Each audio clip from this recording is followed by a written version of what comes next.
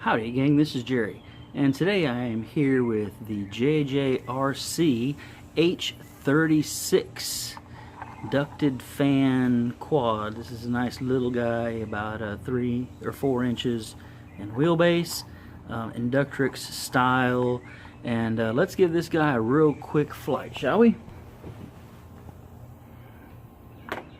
First plug in the battery. And it needs a nice flat surface when you bind it so the gyros can zero out. And then on the remote, stick up, stick down. The lights are solid, that means we're bound. So let's give a nice short flight here. Okay, starting off in the low rates mode.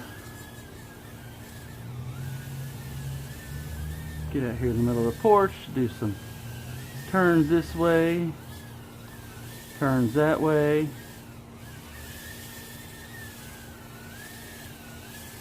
Nice and kind of docile in the low rates.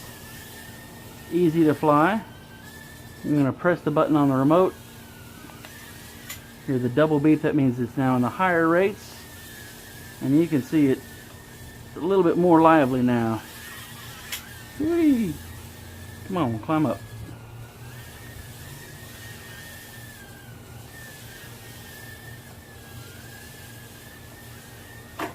Whee!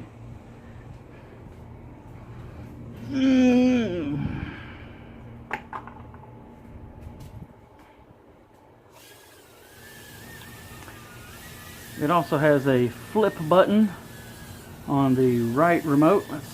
Let's get this guy out here and kind of hovering nicely. So press the right shoulder button and then give it a... So it can do little flips and tricks, but you kind of need some more altitude than what I have out here to really do them nicely.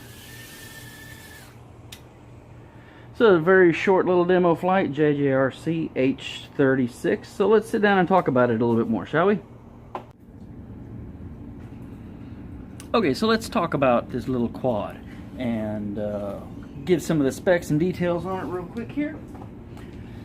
First thing, let's look at the box for just a moment here. The H36. Let me hold the camera back just a little bit. H36, here's the box. Nothing too exciting on here. On one side of the box it has the various different features on the box.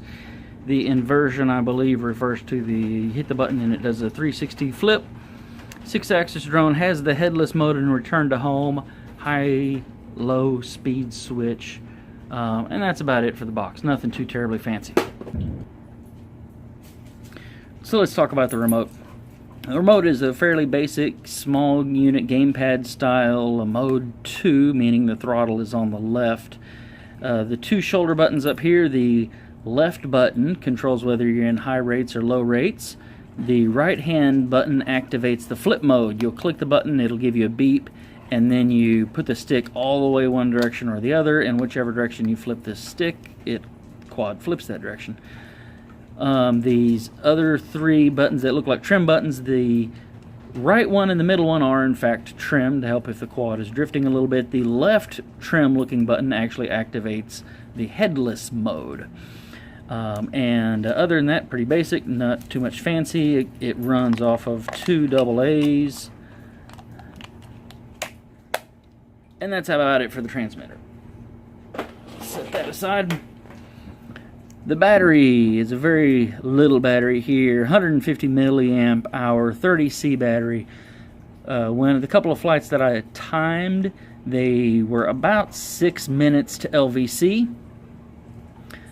So overall flight time is pretty good. However, the battery did fade pretty good. So the last, at about the 3-minute mark, I really started noticing that if you do a lot of hard turns, funnels and such, sometimes the quad can't quite keep up with everything anymore. The battery can't quite keep up with the demand and it'll lose altitude. And then the last couple of minutes, you really end up working at the top end of the throttle range a lot. So the batteries, it's very small, it's pretty good, but it's not really a great battery. But it does give overall, it does give good flight times though. The 6 minutes total flight time was pretty good. I did try a few other batteries. I have some 200 milliamp hour batteries and some 240 milliamp hour batteries. and they the 200 milliamp hour battery did okay in it. The 240 started being a little too heavy for the quad, and that's something else I'm going to talk about in just a minute. But let's get on to the quad itself. Let me set the battery aside. Here is the quad itself. The JJRC logo on this side, the H36 logo on that side. A little spaceship looking frame here. Get my calipers here. We'll do some quick measurements. It is about 46 millimeters from centerline of motor, and my digital portion is dead, so you got to look at the little scale here. Overall size is about 82 millimeters that way and 82 millimeters that way, so it's maybe 83 millimeters that way, so it's pretty close to square. And the propellers themselves are 30 millimeters. There you go. And the inside of the duct, in case you're wondering what other propellers might fit, inside of the duct looks like it's about a 32 millimeter duct. So very, very similar specs to some of the other quads, that I have and that I've tested. The battery door here is on the bottom. The plug for the battery is there. The plug style on the battery, it does have this square style plug.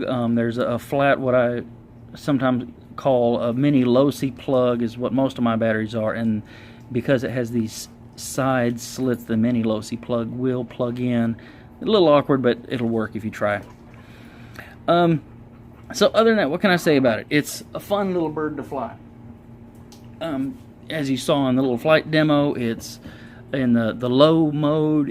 I believe it'd be pretty good for a beginner. It's kind of sedate, doesn't get too jumpy on you. It bounces off walls well, so if you're learning to fly indoors, it very, very crash resistant, as with most of these little ducted quads that I've tried. They do a pretty good job of bouncing off the wall.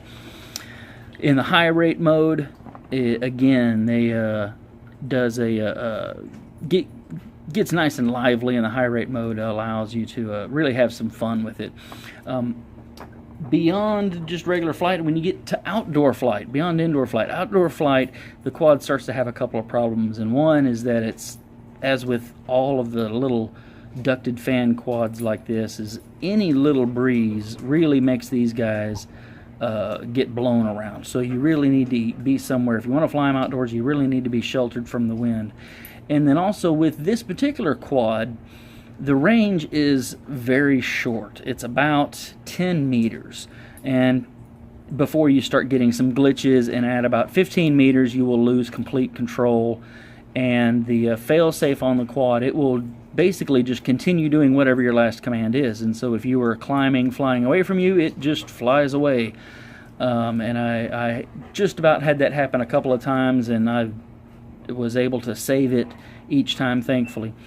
But the range on it for outdoor flying is fairly small, and that combined with the lack of wind resistance for all of the small ducted quads, I'd say just primarily plan on flying this guy indoors. So that's it for the main part of the review for this quad.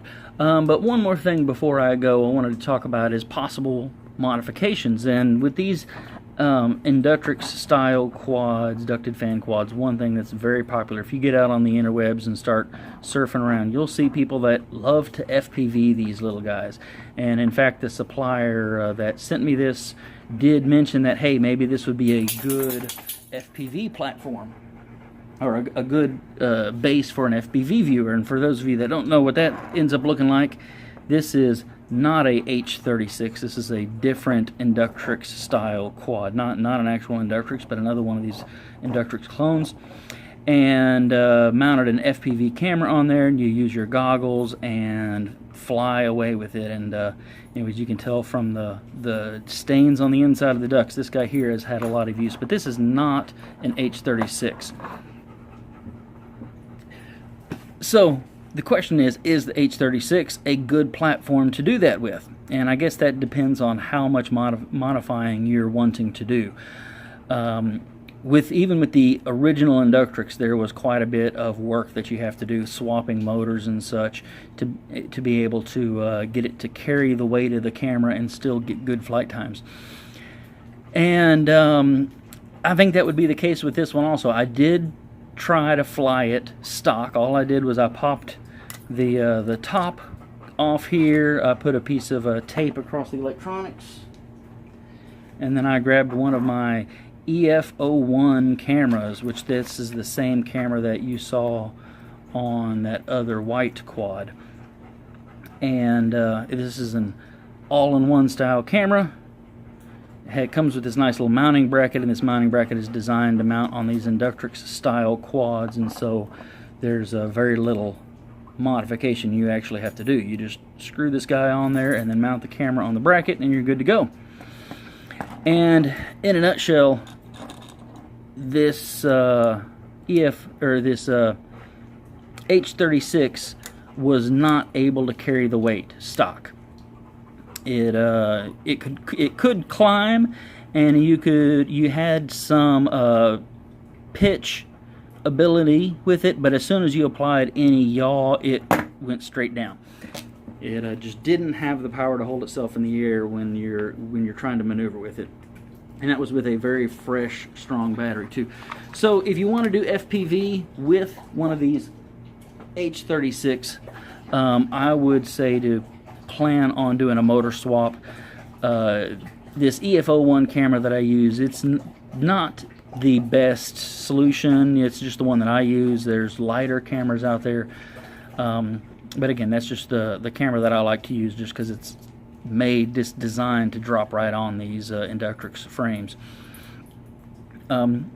So if you want to, for FPV, again, if you want to just drop a camera on and go, you'll have to look at a different platform. But if you're willing to do different mods, like doing motor swaps, then you might be able to work with it. And again, this has a 16 or 6x15 motor as the stock size. I don't know the kV of the motor. And then also I'm just going to kind of show some close-ups of the board, that you can see that here and here the motor terminals are soldered on. So if you end up wanting to do some whoop modifications, you're going to need to polish up on your soldering skills and do a motor swap, and then maybe even a battery swap to get a little bit more juice out of the battery. So with that, I'm going to close this review. I will include the video footage of when I tried to put the camera on this little guy. But it's fairly anticlimactic, so I'll kind of, spoilers ahead, it didn't really work that well. So that's it for my review of the JJR CH36. And again, if you're just looking for something to fly around the house and maybe learn how to fly a quads, you've seen quads, you think they're cool, then by all means, I think this would be a great buy. It's pretty cheap on Amazon, and decent flight times indoors. It does great. So if that's what you're looking for, I think this would be a nice little quad to start out on. Okay, that's all from now. Talk to y'all later. Howdy. Today I'm going to make another flight video with my H36 quad, and this time I'm mixing it up a little bit. As you can see here, I've got an FPV camera on it. These little small ducted quads are a lot of fun as indoor FPV flyers. The way they bounce off of walls and everything makes them great for FPV. And so I just wanted to check this one out, and I've got the stock battery in here right now. The only thing I've done is removed the top plate and mounted my EF01 camera from Eachine on the top. The three mounting points you can see, these side ones were empty holes, and the front one, I just reused one of the existing screws. So this camera just drops right on. It fits the chassis exactly.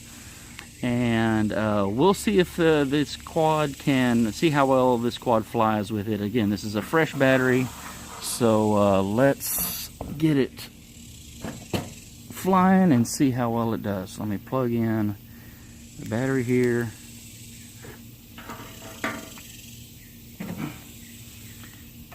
Turn on the remote, bind it. Okay, so let's see how well it goes. So it lifts it, but it is right at full throttle just to hover. There's no extra power. That's, oh, and that was full throttle and it just went down into the grass. Can't lift off again. Hang on. Okay, take two. Oi. And take three. And full power and it just sinks to the ground. If you do any kind of maneuvering, as long as you're just hovering straight away full throttle, it'll climb, but as soon as you try to do any kind of little maneuver, it just drops to the ground. It just doesn't have the power. Okay, we'll stop. Okay, so that was my FPV test. Didn't really go great. If you wanted to FPV this machine, again, I'm running this camera here is a EF01 camera from Eachine, and there are lighter weight camera setups you could use. You could dump this mounting bracket and maybe just do a rubber band mount. I see a lot of people doing rubber band mounts for these tiny quads. So there's other things you can do to maybe make it FPV better, but for the camera that I have, it just didn't work. There's not enough power to make it fly. Without the camera, it does fly pretty good, but with the camera, that's just too much weight.